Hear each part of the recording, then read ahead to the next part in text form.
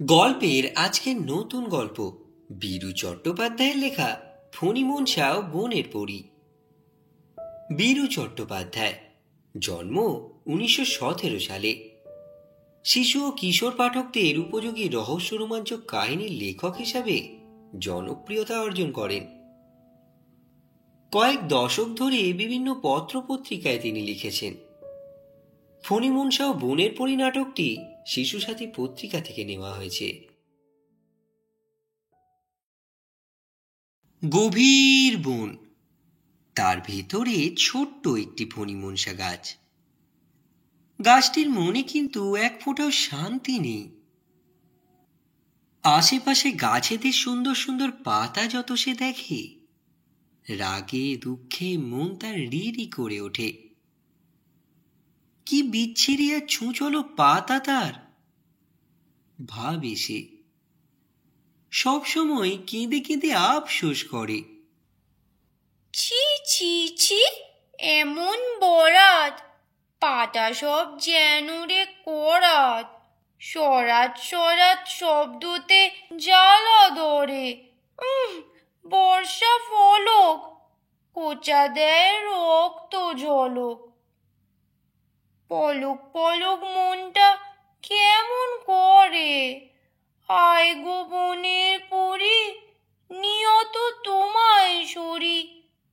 করুণা করো বাচ্চা গাছের পরে। এমন সময় সে পথ দিয়ে যাচ্ছিল বনের পরী। ওর কান্না শুনে থমকে দাঁড়ালো সে। জিজ্ঞাসা করলো, কি হয়েছে গো আমার ছোট্ট ফণিমনসা গাছ, কাঁদছো কেন? তুমি এসেছো বনের পরী, তোমার পায়ে পড়ি।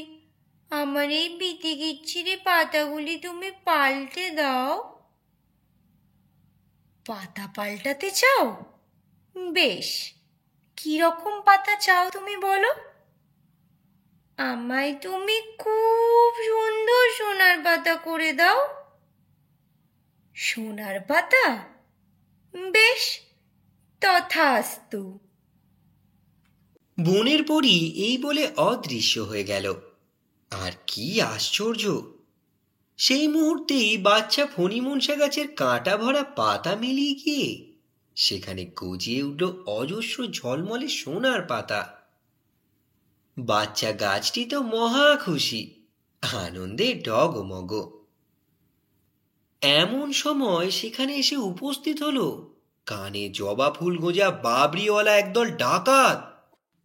আরে রে রে রে রে, লুটে পুটে খাই বারেক ধরিব যারে রে, মোদের সঙ্গে শক্তিতে কে বা পারে রে। সহসা সেই জোয়ান ডাকাত দলের নজর পড়ল সোনার পাতা ভরা ছোট্ট ফণিমনসা গাছটির দিকে। আরে আরে আরে, গাছটা নুয়েছে সোনার পাতার ভারে রে, ছিঁড়ে ছিঁড়ে নিয়ে বড় লোক হয়ে যারে রে। আরে রে রে রে রে। বলতে দেরি আছে, কিন্তু নিতে দেরি নেই।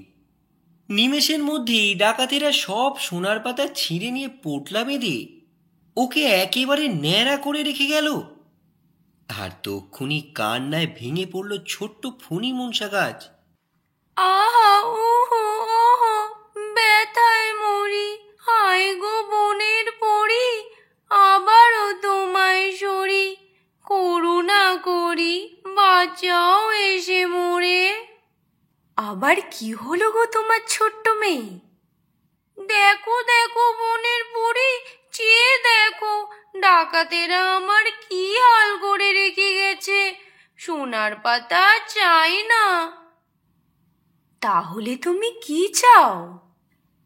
এবার তুমি আমায় কাচের পাতা দাও। কাচের পাতা? বেশ, তথাস্তু। বনপুরি অদৃশ্য হওয়ার সঙ্গে সঙ্গে ছোট ছোট কাঁচের পাতায় ঝলমলিয়ে উঠল ফণিমনসা গাছের সারা অঙ্গ। সেই কাঁচের পাতার উপর সূর্যের কিরণ পড়ে রামধনু রং ঝিকিমিকি খেতে লাগলো। মৃদুমন্দ বাতাসের দোলা লেগে সুমধুর টুংটাং শব্দ হতে লাগলো। কিন্তু এমন সময় আকাশ দিয়ে ধেয়ে এলো দুর্দান্ত ঝড়। চলি মোরা দর্প ভরে, পবনের দুষ্টু ছেলে মোরা গো। পথ পথ পথ ওরাই পাতা, মট মট মট ভাঙি মাথা। ছোট বড় গাছের আগা গোড়া গো। ওলট পালট করি যে মোরা, এই তো মোদের পণ। ঝনঝন ঝনঝন, ঝনঝন ঝনঝন। ভয়ানক ঝড়ে কিছুক্ষণের মধ্যেই ফণিমনসা গাছের কাঁচের সমস্ত পাতা ধাক্কা খেয়ে খেয়ে গুঁড়ো গুঁড়ো হয়ে চারিদিকে ছড়িয়ে পড়ে গেল। এক সময় ঝড় থামল, আর শুরু হলো বাচ্চা গাছের অঝরে কান্না। হায় হায় বনের পরি, তোমারে আবার সরি, এসো গো তরা করি, করুণা করি, বাঁচাও এসে মোরে। আবার কাঁদছো কেন গো আমার ছোট্ট মেয়ে? চেয়ে দেখো কি সর্বনাশ হয়েছে আমার। কাজ ফাজ আর চাই না, তুমি আমায় এবার পালং শাকের মতো সুন্দর সবুজ কচি পাতা দাও। পরি অদৃশ্য হতেই ছোট্ট ফণিমনসার গা ভরে দেখা দিল পালঙের মতো কচি নরম সবুজ পাতা। দেখলে চোখ জুড়িয়ে যায়।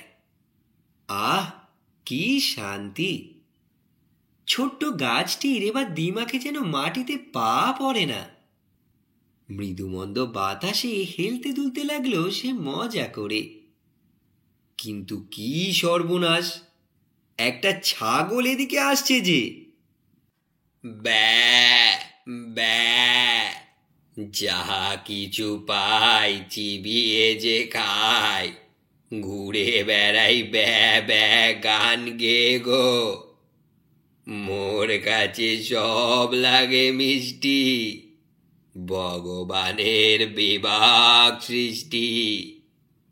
যা কাছে পাই চিবিয়ে গিলি, জুতো থেকে পানের কিলি। পেট খানারে চাক করি সব কে গো।